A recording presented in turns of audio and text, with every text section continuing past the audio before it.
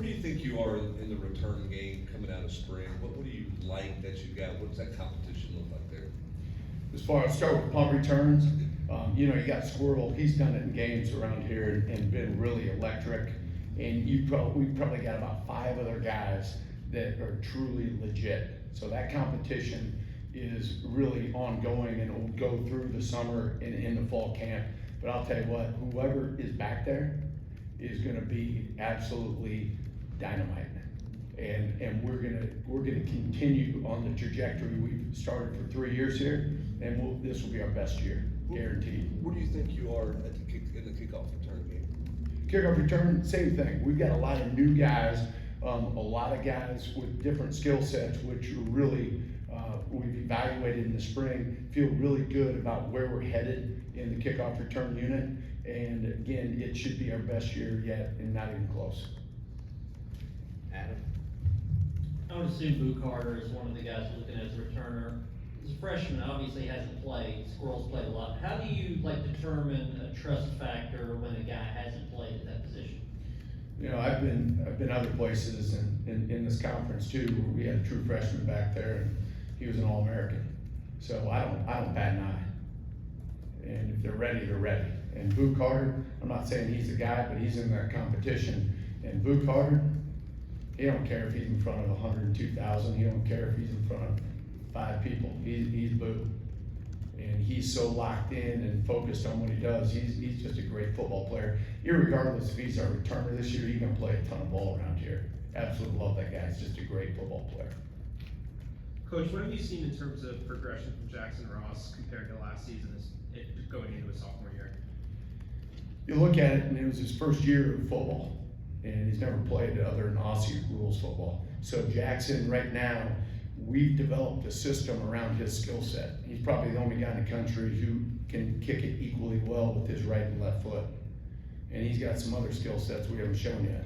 So we're really excited about it, and he'll come up. Just last week, he came up, he's like, hey, I like this kick, and I like this, and you know, so we build protections, build our scheme around his skill set.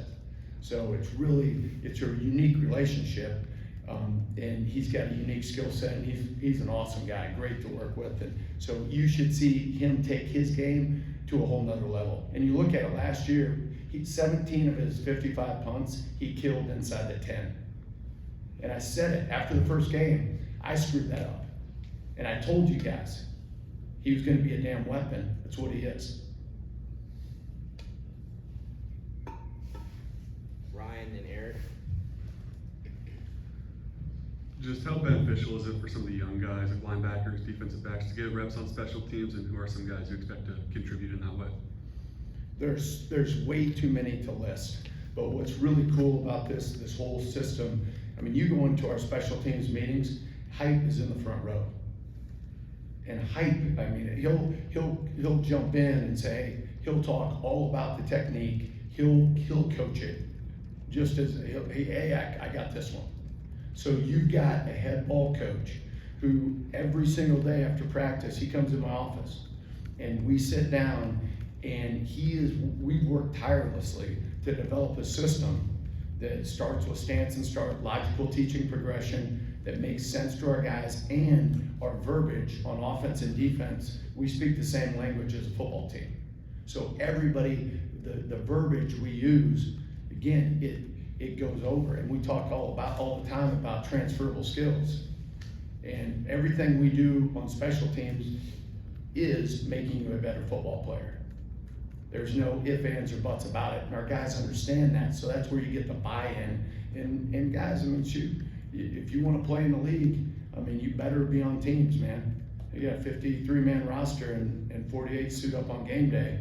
So those numbers, man, you better have a good skill set. Eric? Kind of on that note, is there a specific type of player characteristic and tangibles that you look for in the coverage units, the kickoff runs? Yeah, you're looking for guys who really have great field awareness, guys who are fluid, who can run and strike, and again, they understand, they've got a really good understanding of time and space and ball-me-man relationships. But all of our guys in this team, the way we've taught it, I mean, they all get it. So we've just got, yesterday, we have a whole matrix that we sit down, every single player's got 6 columns by their name in the 6 special teams unit. And then we rank them on the team. So spring ball is about identifying every single one of our players' skill set, what they can do, where we can plug them in. And then it goes into, how much they're playing on offense, how much they're playing on defense. Just what you said about getting those young guys game reps, getting them a part of it. And so when they're out there on offense and defense, they don't bat an eye. Been there, done that. And that's what's fun about how we've developed this and where we're continuing to develop. Last 2, Austin and Page. I know you did coaching, but Jalen Reeves-Maven obviously made a name for himself on special teams in the NFL. Do you discuss with the guys, this is a guy who played here, as a Pro Bowler, as a special teamer? What, were you in our meeting yesterday? You sneak in, did I not see you? Yeah, I was in the back. All right, no, seriously, that's a great question. It's a great question. I was messing with you. No, Yes, just yesterday, we did that, exactly what you're talking about. We had Theo Jackson blocking a kick. We had Alante Taylor going down, covering punts and on the punt return. And then, oh, by the way, guys, here he was at Tennessee doing the same thing. And so 100% what you said. I mean, we want those guys to see guys that sat in those seats and that are now doing it at the highest level and getting paid to do it. So, absolutely. Back here, having Squirrel White in the back for returns, what kind of excites you most about having him there, especially when you consider his speed? Squirrel is fearless, and he's one of the toughest players on this team. Everything we do, we talk about putting our face on people and being physical. And Squirrel's not gonna back down from anybody.